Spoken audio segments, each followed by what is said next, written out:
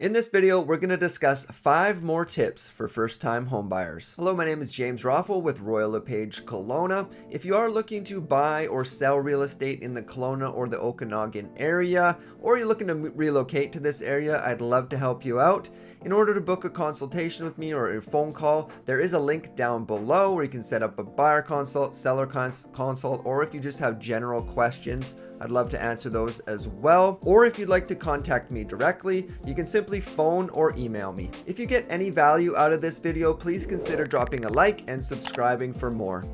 Alright, so let's get into the 5 more tips for first-time homebuyers. The reason it's more is because I did a video before, which I will link up here somewhere, probably on the right side, top right side, it'll pop up right now, is because, yes, I did that video before, 5 tips for first-time homebuyers. That one discussed the pre-approval process, the down payment, the closing costs that go along in addition to the down payment, homebuyer programs that can give you money off when you're a first-time homebuyer, and I also discussed affordability when it comes to purchasing a home. So in addition to these 5 tips, I also have these 5 tips. Number 1, do your research. So not only doing your research on the home itself, number of bedrooms, bathrooms, that sort of thing, but do your research on the neighborhood as well. What sort of amenities do you need nearby that neighborhood or within that neighborhood? Do you need schools nearby, shopping centers? Do you need walking distance to recreation where the kids can go,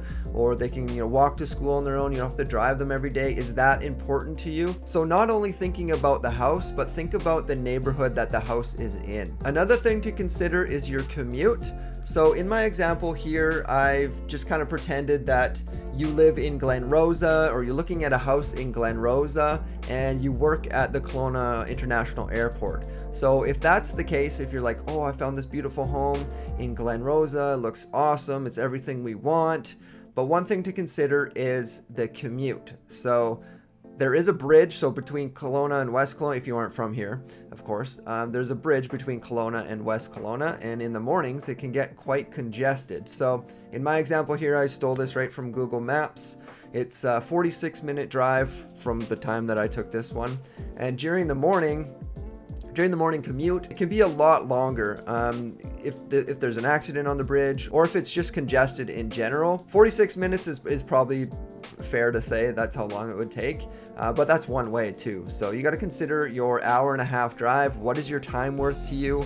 That extra hour and a half, what can you spend doing that rather than sitting in your car? So you might want to look closer to Kelowna or in Kelowna if that is the case, of course. This was just an example of how far you can live from work and what your commute might look like. And another thing I would suggest is taking a drive through those neighborhoods in the morning, in the afternoon, in the evening. What does that all look like? And another thing you could do is talk to your neighbors or the potential neighbors that you might have and see if they like that neighborhood, what they like about it, the pros and cons, all that sort of thing.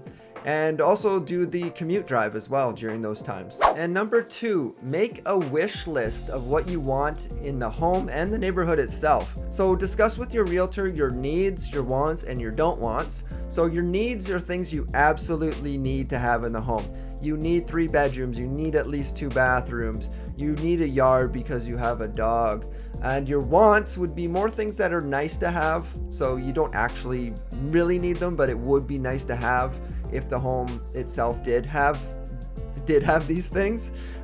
So like a 2-car garage, maybe you need a 1-car garage, but a 2-car garage would be nice. A pool would be nice. A gym would be nice. Say if you're in a building, like in a condo building, a pool and gym would be nice, but it's not a deal breaker. And list out things that you don't want as well. So maybe you're looking for a single family home. You're not looking for a duplex or a townhouse. You need that single family home. And maybe you don't want to be in a rural area. So as we discussed earlier with your commute and all that, maybe you don't want to be in a rural area because schools are nearby or the different amenities. So when your realtor's putting a list together for you, they can just exclude those things. And again, in this wish list, also have the neighborhood wish list, just like we discussed earlier. What do you want the neighborhood to look like? And when your realtor is asking all the questions, they should be asking you about the neighborhood as well, not just the home. And number 3, avoid making major purchases while you're purchasing a home. So If you haven't completed, you haven't moved into your home, avoid taking on more debt. Especially don't purchase a car or any big ticket items during this time. Try not financing anything at all while you're trying to purchase a home. Once you're in the home, everything's completed, it's in your name, then go ahead.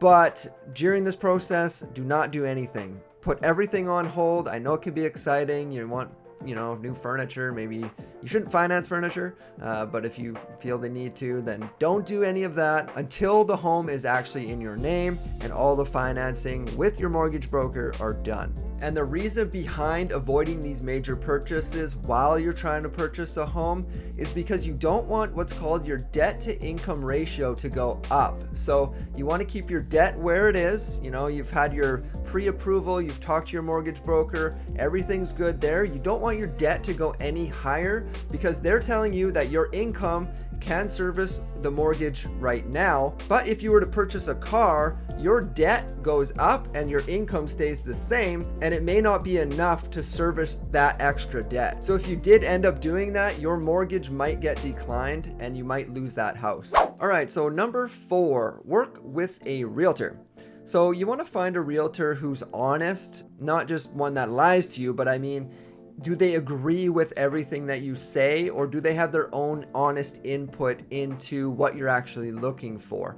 Say you know what you're looking for in the house, but they know the neighborhood is not good. Are they honest about that? Do they tell you those things? Make sure they're asking you questions as well and not just agreeing with everything that you say. Next, are they good communicators? Are they regularly in touch with you with what you're looking for? And not only that, but let us know too what you prefer in terms of communication. So do you prefer text messaging, phone calls, emails, that sort of thing? How do you prefer to be contacted for us or for your realtor to keep in communication with you? Another great trait that a realtor should have is that they should be proactive in helping you find a home. Not just reacting to the listings that you're sending your realtor, but are they actually looking for listings for you? We have a whole list of things outside of the MLS system and outside of what you see online that we can use to our benefit to benefit you to help you find the perfect home. Sometimes there can be a lot of off-market listings or listings that just expired that we know of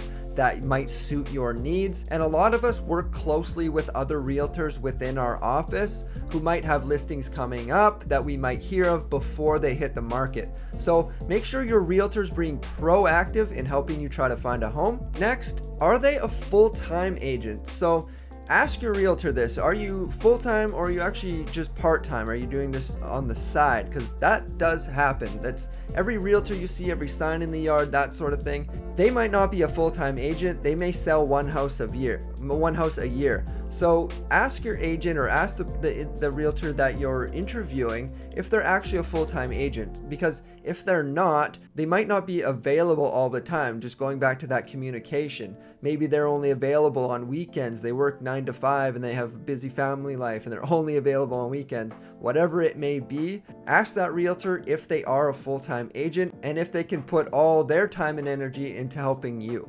Next, do they have what's called, or what I like to call, and what I've heard lately is, do they have the heart of a teacher, or are they just looking for that next commission check? Are they looking to teach you the process of purchasing a home? So from start to finish, so from getting pre-approved all the way to closing day to giving you those keys. Are they willing to actually teach you that process and guide you through that process? Or are they just looking for the check at the end? And most people have a good sense of if that realtor's just in it for the money. Now these next 3 all go kind of hand in hand: TLC, trustability, likability, and credibility. Do you actually trust this person to help you find that new home? Maybe it's your biggest purchase you've ever made in your life, which it is for most people, to help you find your home, or maybe it's your first home, and you want to trust the realtor that's going through the process with you. Again, do they have the heart of a teacher? Are they teaching you how to go through everything? Next is likability. Do you actually like this person that's helping you? It's kind of a funny one, but it is true. Like, Do you actually like this person that's going to be helping you and assisting you find that perfect home? If not, you might need to find another realtor. And the last one is credibility. Does this person have the credentials to help you find your first home? Have they done this before? What's their work history like as a realtor? Are they a full-time agent, or are they just doing it part-time? What sort of credibility do they have? How long have they been in the industry? Maybe they're brand new. Ask them all these questions. And just because they're brand new, it doesn't mean that they don't know what they're doing, but make sure they have the back end or the assistance in order to help them help you. So are they on a team of more experienced realtors that has their back, or are they working within a brokerage and all the managers there are easily accessible to help them help you? So make sure you're asking all these questions when you are interviewing a realtor, and you should interview a realtor because they are going to be working for you. And number 5, don't rush into homeownership if you're not actually ready. Save longer for a down payment if you need to, or those closing costs. Have the 3 to 6 months emergency fund as well, which I discussed in my budget video if you'd like to download, or if you'd like to watch that. And I also have a free download of an actual budget. So stick to that budget when you are looking to purchase a home. Don't go over and above, because that house that you love and you want to purchase may end up just becoming a burden because it costs too much money. Another thing I would suggest as well is, if you're looking at homes online, also look at them in person. I know some people can't do that if they live way out of the country and they have to move here, or they live on the other side of the country and they have to move, say, to Kelowna, and they got to move in a rush and they have to buy online, which did happen in the last couple of years. But if you can, and you should, is look at these homes in person, because they can look a lot different online than they can in person. And going back to the neighborhood, that is the huge one as well, because you don't get a feeling for the neighborhood when you are just looking online. In addition to that, look at least 5 to 10 homes before you pick your one. The first one you look at might be the one that you want, but do your research on other areas, because you might find homes in other areas that you didn't even think of that you love as well. But at the same time, it might be that first one that you did look at that you absolutely love and you want to purchase. But do your research and book, 5 to 10 showings in different areas and different homes, just to make sure that one is the one you want. And lastly, trust the process itself. So kind of what I'm thinking about when I say that, let's say you found a house you absolutely love and you're like, okay, let's put in an offer on it. But you find out that house already has an accepted offer, and say subject removal is tomorrow, which essentially means it's sold. But don't get bummed out because of that, because personally, and I'll tell you a story, what happened was when I was purchasing a condo, we needed a place that it could accept bigger dogs, so there was only a few options that we had. The first option was actually a townhouse that was really nice. It was the first one we looked at, we loved it. Then we booked a second showing and we're like, okay, let's put in an offer. And we find out there was already 2 other offers in, and we didn't end up getting it. And the second place that we looked at was actually in the condo building we're in, but it was on the 2nd floor, and we wanted to get a puppy. And so we didn't get that one either, due to that one already had an offer in and it was already accepted and all that. So we were kind of bummed we didn't get the townhouse and that we didn't get the condo on the 2nd floor. But we did end up getting a condo on the 1st floor, which we were really, really happy about now, because when we did get a puppy, we had, you got to take out a puppy, or you got to take a puppy outside so often that taking him up and down the flight of stairs would have just been a nightmare. So where we are, we just open the door, let him out, and he's good. So trust the process. If you don't get something that you were hoping to get, like really, really wanted, at the end of the day, it might not have been right for you. So that concludes this video. If you did get any value out of it, please drop a like and subscribe to the channel for more. If you'd like to book a consultation with me, there is a link down below, and you can contact me directly there with my phone number and email. Thank you so much for watching this video, and have a great day.